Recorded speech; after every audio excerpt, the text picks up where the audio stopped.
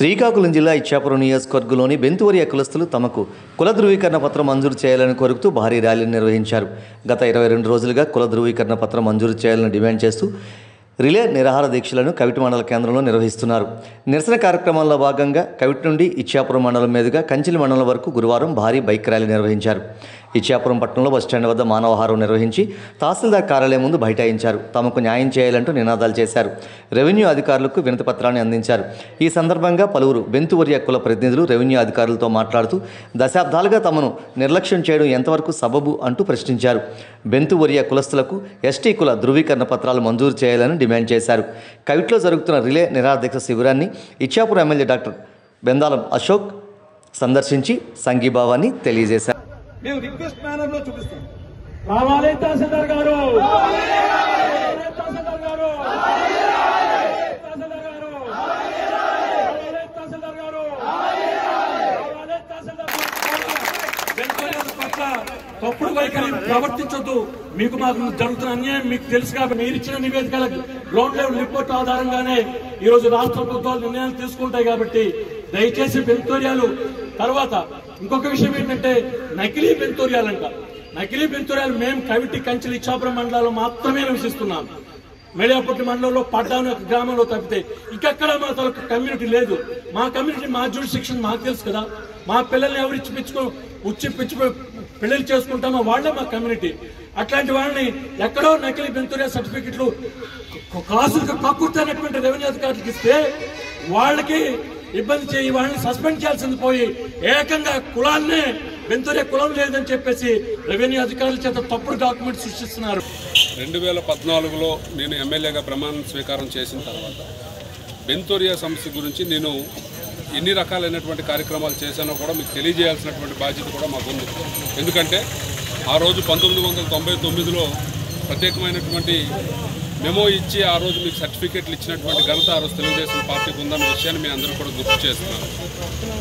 అలాగే ఆ రోజు మన ముందున్నటువంటి ఎమ్మెల్యే గారు ఎంవి కృష్ణారావు గారి టైంలో, ఎర్రనాయుడు గారి టైంలో కొన్ని సర్టిఫికెట్లు అనేవి ఇవ్వడానికి ఒక అవకాశం కల్పించినటువంటి పరిస్థితి ఉంది అన్న విషయం కూడా మీ అందరికీ గుర్తు చేస్తూ అనేక సందర్భాల్లో మీ కులంకు సంబంధించినటువంటి పెద్దలు 50 మంది కూడా నా దగ్గరికి 2014 నుంచి 2019, ఎందుకంటే 2019 తర్వాత పార్టీ అధికారం కోల్పోయిన తర్వాత ఏ రోజు కూడా మరి ఈ సమస్య గురించి ఎక్కడ ప్రస్తావన రానటువంటి పరిస్థితి మీ అందరికీ తెలుసు.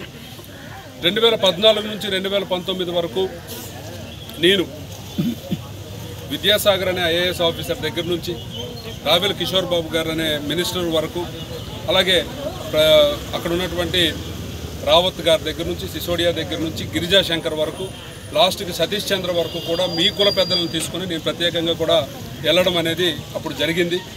అసెంబ్లీలో కూడా దీని మీద ప్రత్యేకమైనటువంటి ప్రస్తావన తీసుకొని వస్తే ఆ రోజు ఉన్నటువంటి పరిస్థితుల్లో 1 మ్యాన్ కమిషను మరి ఆంథ్రోపాలజీ ప్రొఫెసర్ ఆంధ్ర యూనివర్సిటీతో కూడా వేయడం జరిగింది.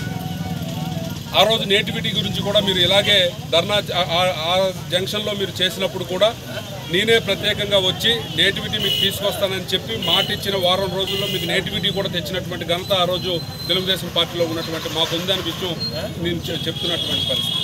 అయితే ఇప్పుడు ఈ 4 సంవత్సరాలుగా మరి మిమ్మల్ని 2 సార్లు, ఒకసారి జేసీ శర్మ కమిషన్ వేశారు, అలాగే శామ్యూల్ ఆనంద్ కమిషన్ వేశారు. ఇంతవరకు ఆ రిపోర్ట్ కూడా బయట పెట్టకుండా ఎందుకు తాత్సరం చేస్తున్నారు? అసలు వీటిలన్నిటికన్నా ముందు 1 మ్యాన్ కమిషన్ వేసినటువంటి పరిస్థితుల్లో ఆ 1 మ్యాన్ కమిషన్ రిపోర్ట్ కూడా ఈరోజు వరకు ఎందుకు బయట పెట్టట్లేదు? ఇందులో ఉన్నటువంటి కుట్ర కోణమేంటి?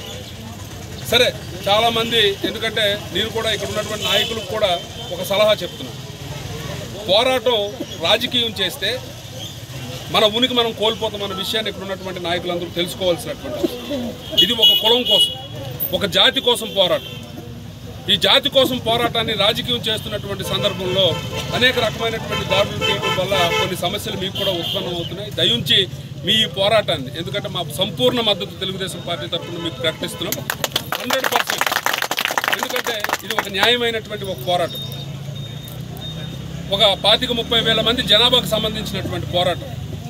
చదువుకున్నటువంటి పిల్లలు కాఫీ కప్పులు కడుక్కుంటున్నారు కాబట్టి చేయాల్సినటువంటి పోరాటం, కడుపు మంటతో చేయాల్సినటువంటి పోరాటం. మరి ఈ పోరాటం మనం చిత్తశుద్ధితో రాజకీయాలకు అతీతంగా కానీ చేస్తే 100% దీన్ని మనందరం కూడా ముందుకు తీసుకెళ్ళడానికి అవకాశం ఉంటుంది. ఆ రకంగా మీ అందరూ కూడా కొంచెం కష్టం అవుతుంది, అయినా సరే మా అందరి సపోర్ట్ మీకు ఉంటుంది. ఏ రకమైనటువంటి సపోర్ట్ కావాలన్నా చేయడానికి తెలుగుదేశం పార్టీ మీ ముందు ఉంటుందని మీ అందరూ కూడా తెలియజేస్తున్నాను.